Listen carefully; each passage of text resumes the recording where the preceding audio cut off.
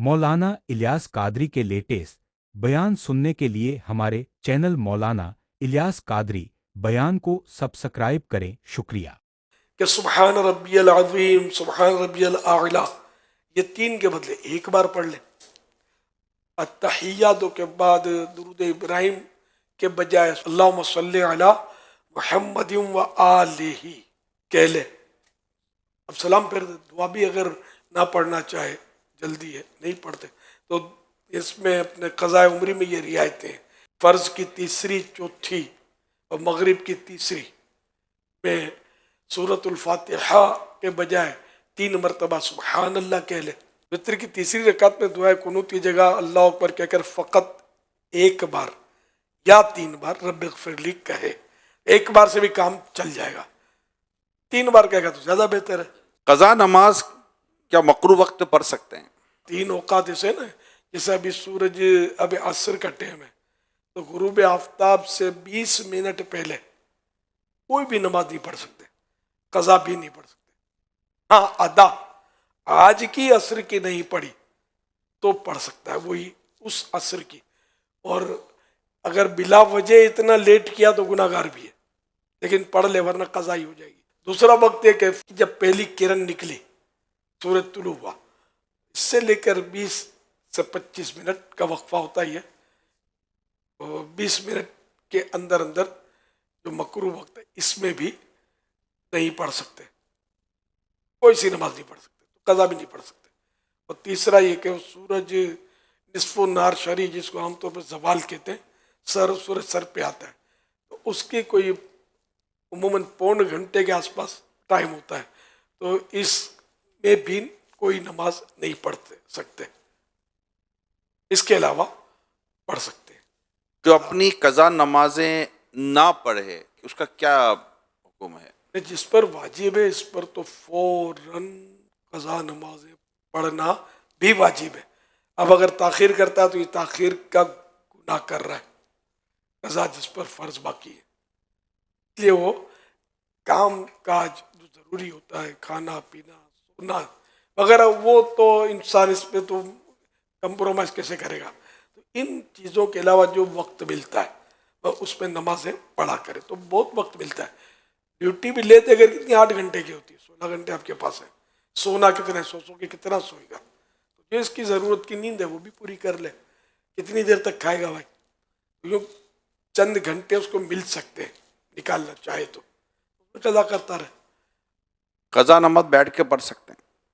नहीं, क़ज़ा नमाज शरई उज़्र न हो तो बैठ कर नहीं पढ़ सकते।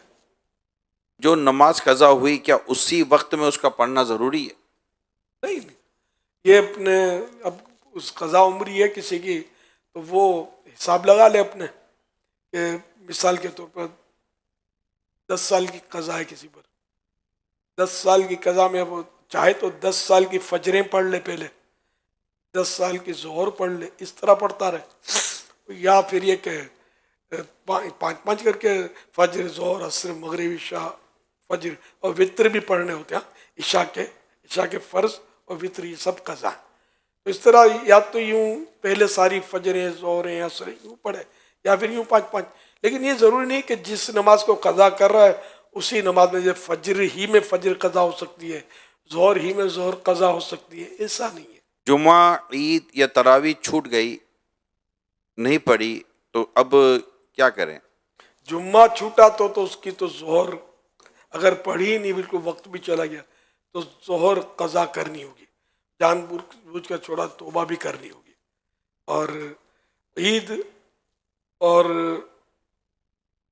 तरावीह, इनका वक्त अगर चला गया तो इनकी कोई क़ज़ा नहीं है, जानबूझ कर छोड़ा तो है, तो ईद तो वाजिब है, गुनाहगार हुआ।